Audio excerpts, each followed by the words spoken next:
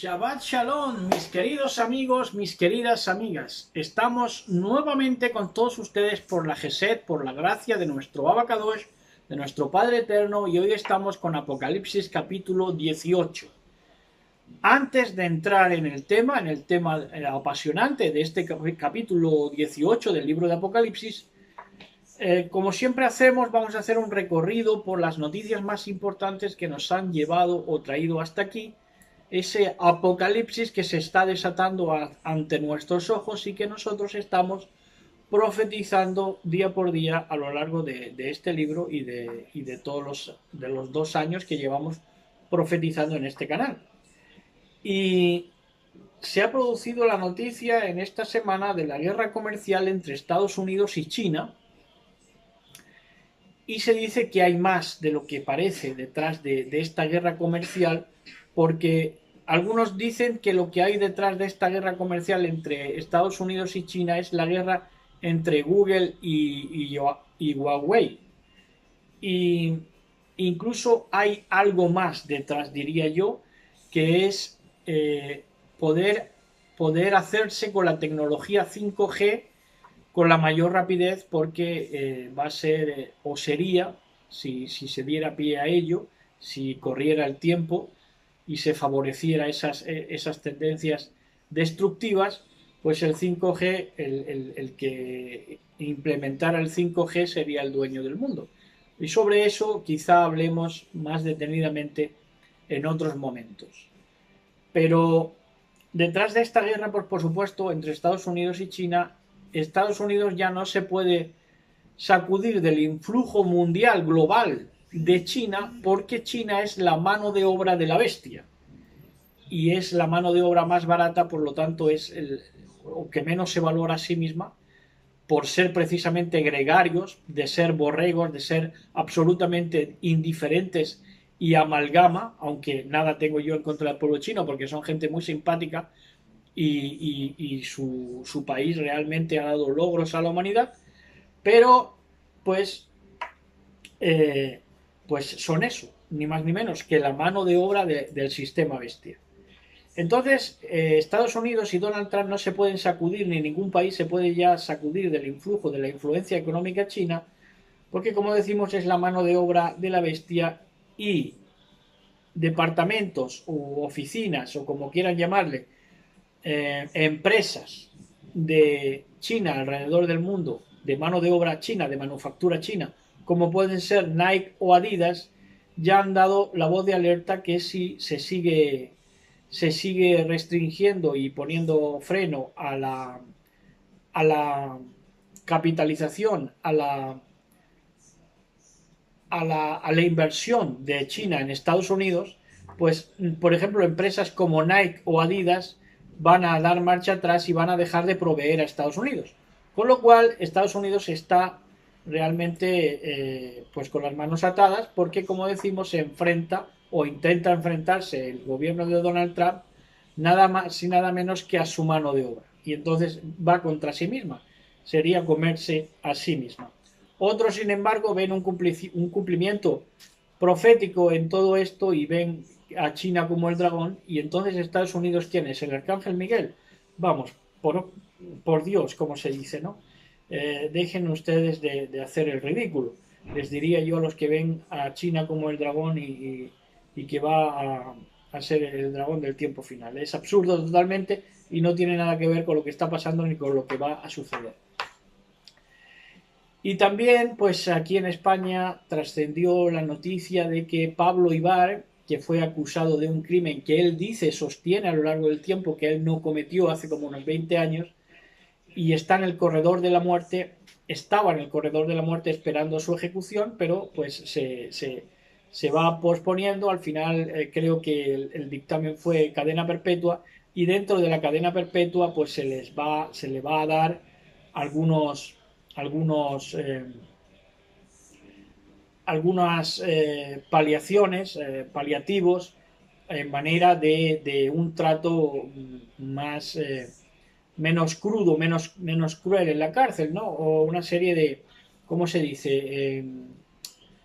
Pues que va a poder gozar de privilegios, unos privilegios que antes no tenía con los nuevos juicios que se han estado haciendo. Entonces va a tener más privilegios en esa cadena perpetua de lo que va a ser su diario vivir en la cárcel.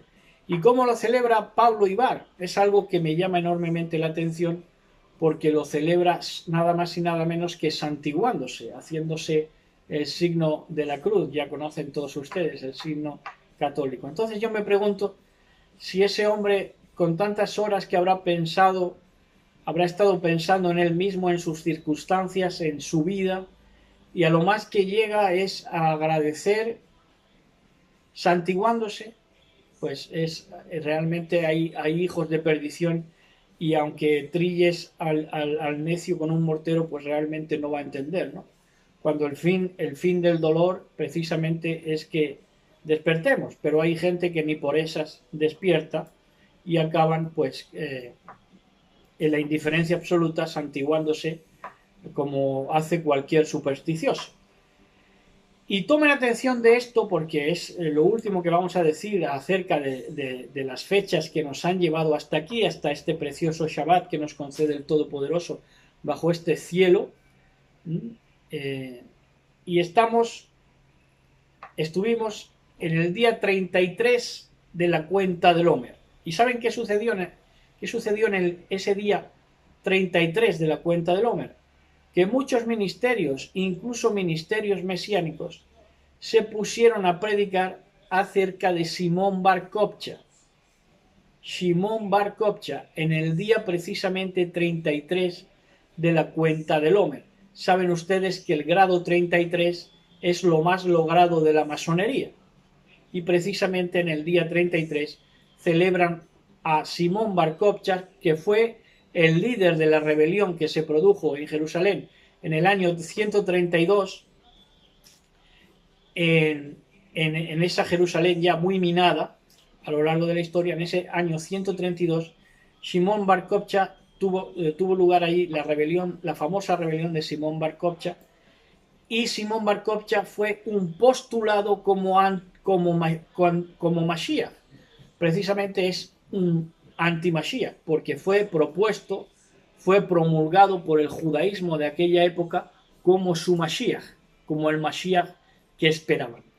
Entonces, por lo tanto y por consiguiente, Simón Bar Kokhba es otro anti-Mashiach, y todos los que celebran a un anti-Mashiach se mueven claramente en el Ruach, en el espíritu del anti-Mashiach. Así que yo les aconsejo que, si esto se lo han predicado en sus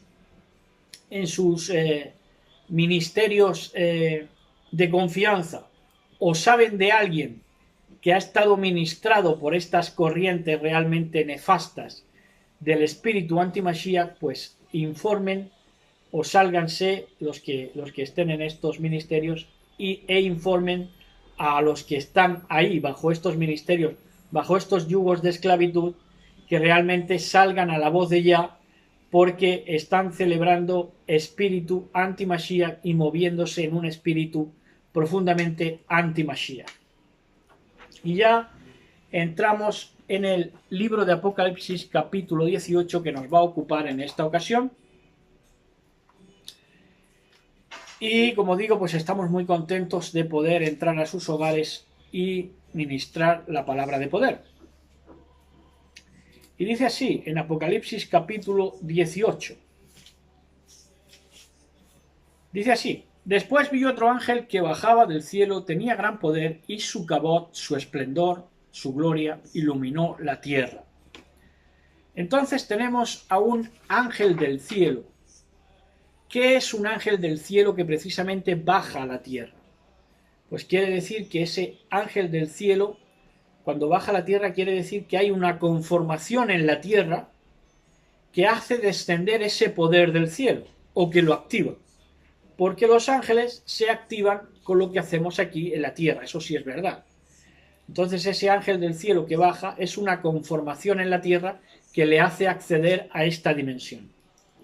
En este caso es una energía positiva, un ángel del cielo. Y dice que alumbró la tierra.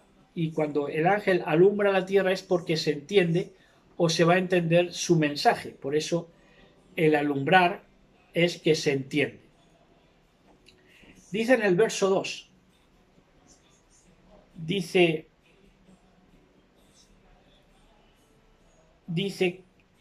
gritó con voz potente diciendo: cayó, cayó Babilonia la grande, se ha convertido en morada de demonios, en guarida de toda clase de espíritus inmundos, en guarida de toda suerte de aves impuras y aborrecibles. Cuando dice cayó, cayó Babilonia, la toma como en pasado a la Babilonia, porque Babilonia está sentenciada a desaparecer.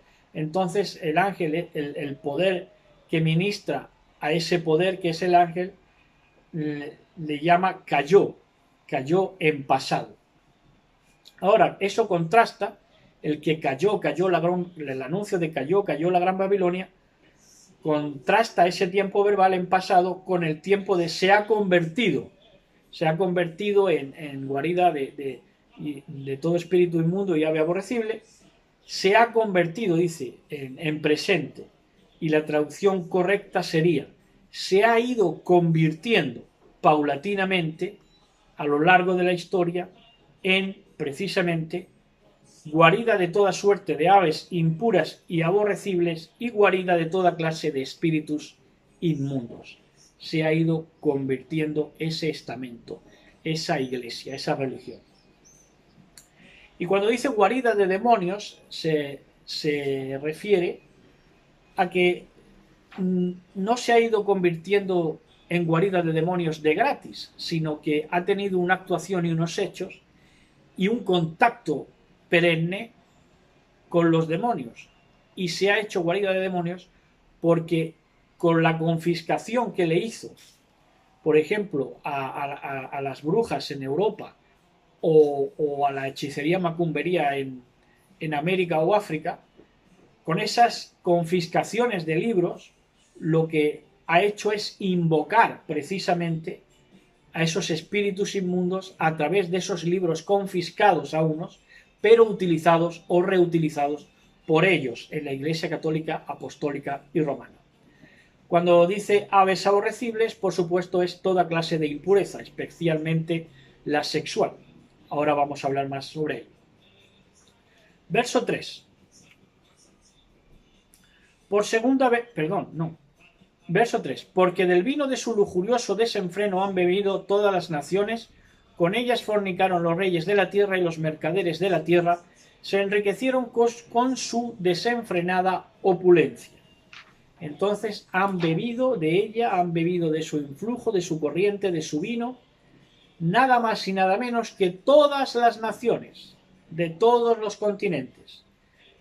Y cuando dice vino de su fornicación, ese vino de su fornicación que les da a beber especialmente y a los pueblos mediante los gobernantes y los economistas. El vino del furor de su fornicación se lo da a beber a gobernantes y economistas, y los gobernantes y economistas a sus pueblos, a sus en mala hora pueblos que les votan. Desenfrenada opulencia, dice esta versión, y es que esa desenfrenada opulencia es porque han hecho sus riquezas a base de crímenes, a fuerza de crímenes, y los crímenes de lesa humanidad no prescriben, así que esta bestia debería ser juzgada, pero si no es juzgada porque no hay cojones a juzgarla en los estamentos humanos, pues habrá de ser el Eterno, bendito sea, quien la juzgue ya y la extermine.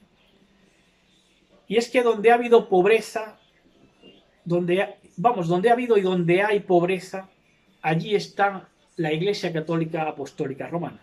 Siempre hay misioneros, supuestos misioneros, entre comillas. Donde hay pobreza, hay misioneros, está la Iglesia Católica Apostólica Romana, y por lo tanto, e innegablemente, asociado a la pobreza y a la existencia de estos misioneros, entre comillas, de la ICA, de la Católica Romana, pues hay también abusos. Entonces la línea directa es pobreza, existencia de la Iglesia Madre y abusos, especialmente de los niños. Esto es sabido ya por todos. Ahora, verso 4.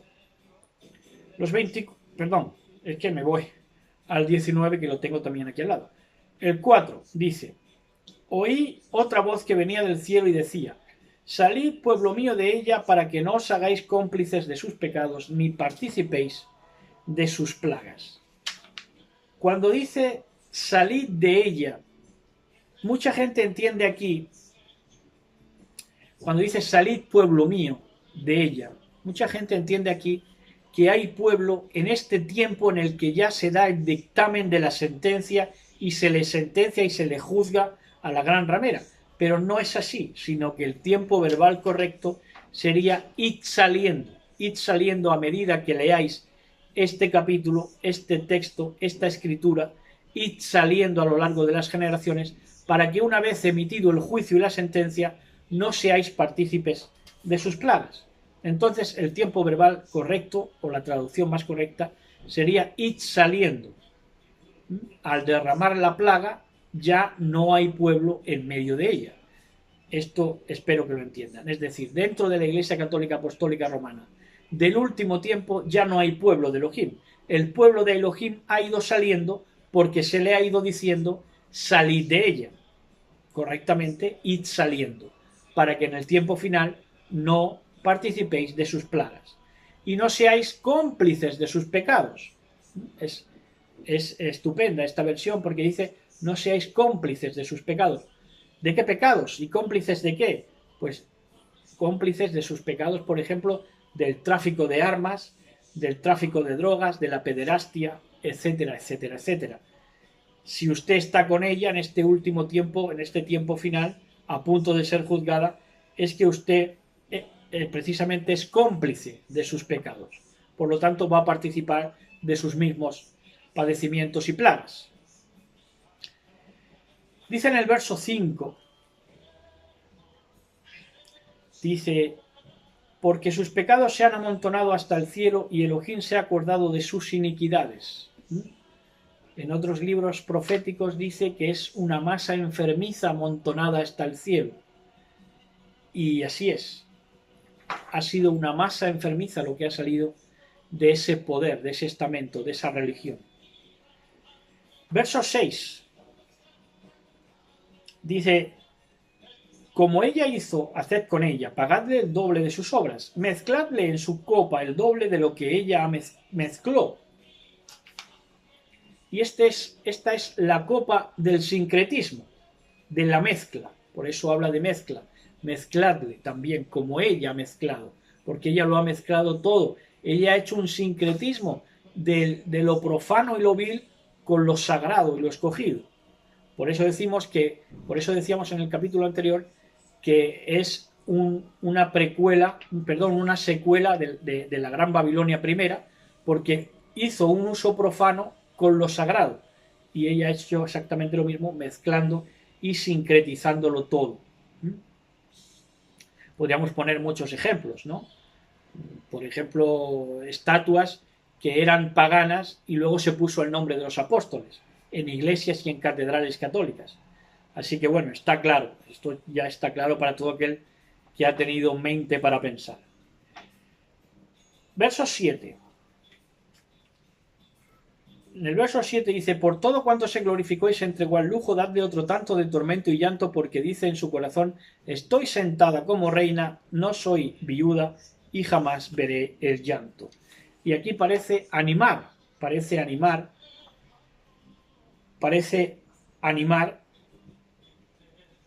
para que precisamente se pase ejecutando el juicio sobre ella, porque quien lo ejecute está bajo promesa de esperanza, de buena esperanza, porque a quien la exterminara hay una promesa que se refleja en el Salmo 137, que ahora vamos a leer, y entonces aquí parece animar para que se pase, dándole el pago. Si alguien es pecador, se hace dichoso, y lo vamos a leer en el Salmo 137. Si alguien ejecuta este juicio decretado sobre ella, si alguien se convierte en el brazo ejecutor, pasa de pecador a dichoso, a ser dichoso. Y el Salmo 137 lo refleja bien, que lo vamos a leer. en el Salmo 137, que tengo que decir que es de mis favoritos o mi favorito de toda la Biblia. El hermosísimo Salmo 137. Dice así: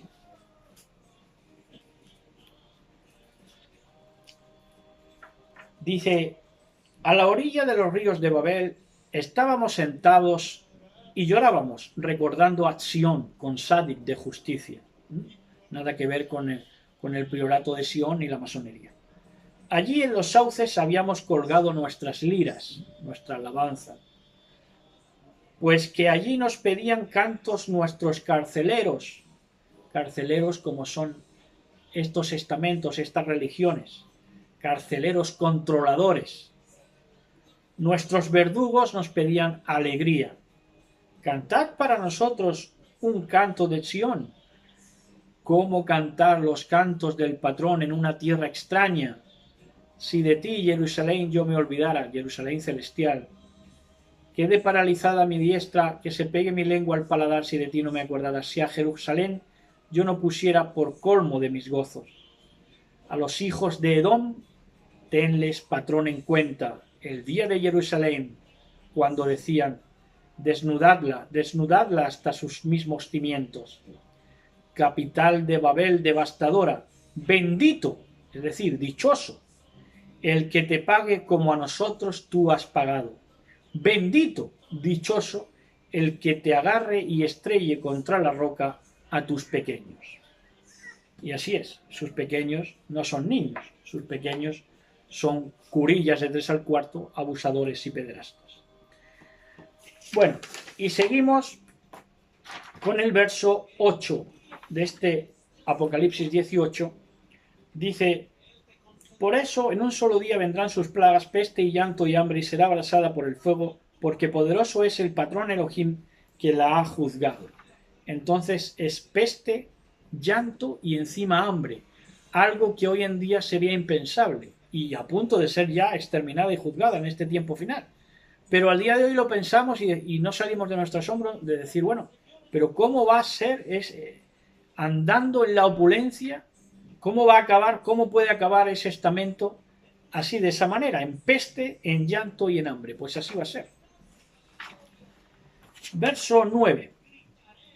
Dice, llorarán y plañirán por ella los reyes de la tierra, los que con ella fornicaron y se entregaron al lujo, cuando vean la humareda de su incendio. Entonces va a ser una tristeza global de todo el planeta, encariñado y sodomizado por este poder. Una tristeza global. Y va a ser un incendio precisamente como en Sodoma y Gomorra. Verso 10. Dice, de pie a lo lejos por el temor de su tormento, diciendo, ay de la gran ciudad de Babilonia, ay de la gran ciudad de Babilonia, de la ciudad poderosa, porque en una hora ha venido su castigo. Así que habrá temor de ir siquiera donde ella está, ni siquiera será atendida, ni siquiera será atendida por médicos ni nada, apenas, porque provocará espanto, temor. ¿Por qué? Porque este temor se deberá a que reconocerán la plaga, es decir, reconocerán que esto ya está escrito desde hace 2000 años, desde que Johanán recibió este mensaje en la isla de Patmos del libro de Apocalipsis. Así que reconocerán la plaga y reconocerán al autor de la plaga, por lo tanto se espantarán, tendrán miedo. Verso 11 dice, y los mercaderes de la tierra lloran y se lamentan por ella porque ya nadie compra su cargamento. Esto es economía derribada mundial, economía mundial derribada desde su pináculo. ¿Cuál es su pináculo? El Banco Vaticano. Y el Banco Vaticano y la Reserva Federal, como ven o como van a ver, serán y son uno. Porque el judaísmo internacional y el catolicismo se han guardado el dinero, el poder, la riqueza, mutuamente, desde la nobleza veneciana en Italia. Bueno, seguimos. Verso 12. Verso 12 dice así. Dice, cargamento de oro y plata, de piedras preciosas y de perlas, de lino y de púrpura, de seda y de escarlata, de toda clase de madera aromática y todo género de objetos de marfil, todo género de objetos de madera preciosa y de bronce, de hierro y de mármol. Entonces tenemos que esto es el materialismo, encierra y engloba todo el materialismo que es la marca de la bestia, es decir, todos los productos, sean de primera necesidad o meros caprichos, salen de esta economía bestial comandada por la Iglesia Católica Apostólica Romana, por el Vaticano, por el Banco Ambrosiano, señores. Verso 14, y otros muchos adheridos a él. Verso 14. Tus frutos maduros que tanto apetecías se fueron lejos de ti, todo lo precioso y espléndido se perdió para ti y nunca volverá. Entonces dice que sus frutos maduros ahora se alejarán de ella. ¿Qué frutos maduros tenía ese estamento, ese poder? Pues tenían los frutos maduros de las intrigas, porque mediante las intrigas es que hizo su riqueza y precisamente estaba ya cosechando al por mayor la riqueza amontonada más que nunca en nuestro tiempo. Ya le estaban viniendo los frutos maduros, pero se van a alejar de ella esos frutos maduros. Verso 15. Dice, cuantos comerciaban con estos productos y se enriquecieron con ellas, se detendrán a lo lejos por miedo a su tormento, llorando y lamentándose. Tienen miedo porque están impactados por reconocer de dónde viene su castigo, y su castigo está estipulado desde el cielo. Ya digo, redactado desde hace 2000 años.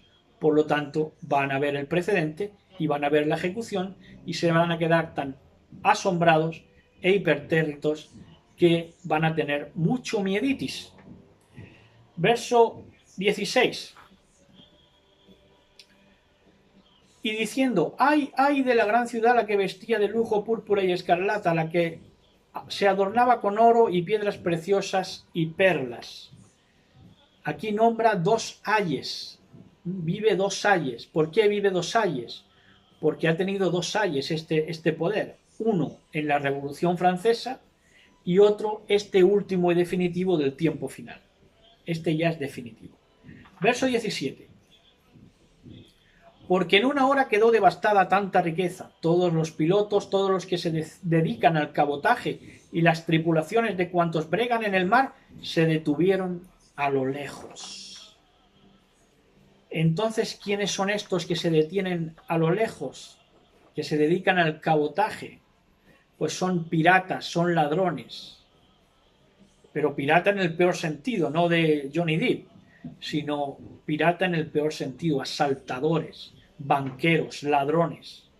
Dice que bregan en el mar, porque estos poderes que se paran de lejos, asombrados ante tamaña destrucción, son los que disfrutan de la ignorancia de las masas y por eso se han enriquecido. Verso 18. Y clamaron al contemplar la humareda de su incendio, ¿qué ciudad semejante a la gran ciudad? Esto es Roma. Verso 19. Echaron polvo sobre sus cabezas y gritaban llorando y lamentándose diciendo, ¡ay, ay! De la gran ciudad, nuevamente 2 ayes, de cuya opulencia se enriquecieron cuantos tenían las naves en el mar, porque en una hora quedó desierta.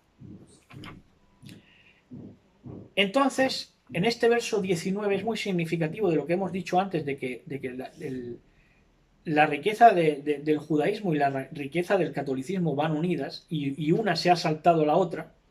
Por ejemplo, la Iglesia Católica le robó la menorá cuando la destrucción del templo, pero ellos también han hecho intrigas con ella y han colaborado con ella. Entonces dice,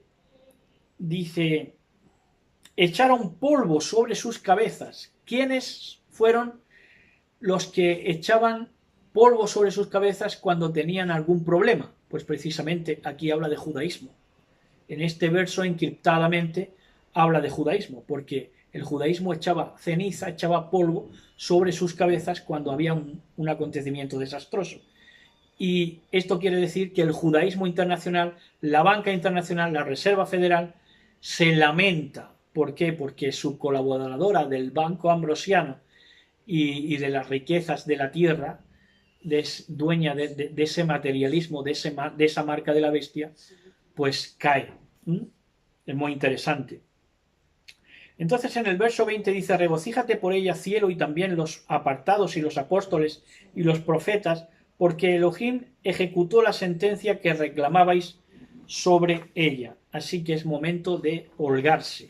En el momento de que esto se produzca, y lo vamos a ver, yo se lo garantizo, que si Elohim nos da vida y salud lo vamos a ver, hay que holgarse sobre nuestros enemigos, y cuando se produzca, pues pegarnos un bailoteo, una dancita. En el verso 21 dice: un ángel poderoso levantó una piedra como una gran rueda de molino y la arrojó al mar, diciendo: con este mismo ímpetu será arrojada Babilonia, la gran ciudad, y no aparecerá nunca jamás. Así que, ¿por qué es piedra de molino? Porque trillaba el grano. Este poder, ese estamento, este poder socioeconómico, cultural, si se quiere llamar, sobre todo económico, espiritual, trillaba el grano. Trillaba el grano en todos los sentidos, tanto que trillaba la palabra porque la cambiaba a versiones, aunque está el rastro y el ruaj de la palabra no ha podido matarlo, pero trilla el grano, cambia las palabras, y también trilla el grano de que realmente afrenta a los escogidos, nos afrenta con sus costumbres paganas, con su pederastia, nos afrenta, lanza confusión sobre nuestro rostro. Trillaba el grano. 22 y 23, versos 22 y 23. Dice: ya no se escuchará más en ti voz de citaristas y de cantores, de tocadores de flauta y de trompeta, ya no se encontrarán más en ti artesano de arte alguna, ya no se escuchará más en ti el ruido de la rueda de molino, no brillará más en ti luz de lámpara y voz de esposo y de esposa, no se escuchará más en ti, porque tus mercaderes eran los magnates de la tierra, porque con tus maleficios se extraviaron todas las naciones. Y es que estos maleficios se hacen porque realmente derraman sangre inocente para acceder a portales, para que los demonios tengan acceso a contarles el futuro. Por eso habla de maleficios. Y esto es el fin de los Illuminatis, y no solamente de los Illuminatis que tienen su pináculo en esta organización diabólica, sino también de artistas, porque habla de cítaras, de cantores, artistas, discográficas también asociados a ellos, porque ya decimos que controlan toda la economía y el mundo del entretenimiento pues es de lo que más produce en el mundo económicamente. Y entonces también habla del fin de los Illuminati, los artistas, las discográficas y pues todo ese mundillo, ¿no?, de la farándula. Y en el verso 24, ya para acabar, dice: y en ella se encontró sangre de profetas y de apartados, y de todos cuantos fueron asesinados sobre la tierra. Así que si se encuentra precisamente la sangre, la vida de los que han sido muertos de nuestro pueblo a lo largo de toda la historia, de todos los hijos de Elohim, de todos los que hemos vivido y venido a la emuná de Yahshua HaMashiach, pues es que este poder hacía sangrar porque representaba la separación de la Torá y era una rebelión abierta contra Elohim y un sadismo petulante, un sadismo en todos los sentidos, sadismo sexual, sadismo para ensañarse con los ignorantes y de esquilmar pues toda la lana, porque toda la lana se la han llevado ellos, todo el poder, pero inminentemente va a ser juzgada. Y hasta aquí este mensaje de Shabbat, y hasta aquí. Disfruten de este bendito Shabbat que nos concede el Eterno, gócense con sus seres queridos, abracen a sus esposas, a sus hijos, a sus padres, a sus madres. Si falta alguien de sus seres queridos, regocíjense en el Eterno y sepan poner todas sus cargas en él, hablar con Elohim como quien habla con un amigo, y pues disfruten de este bendito Shabbat. Shabbat Shalom a todos, besos y abrazos para todos y todas. Hasta otra.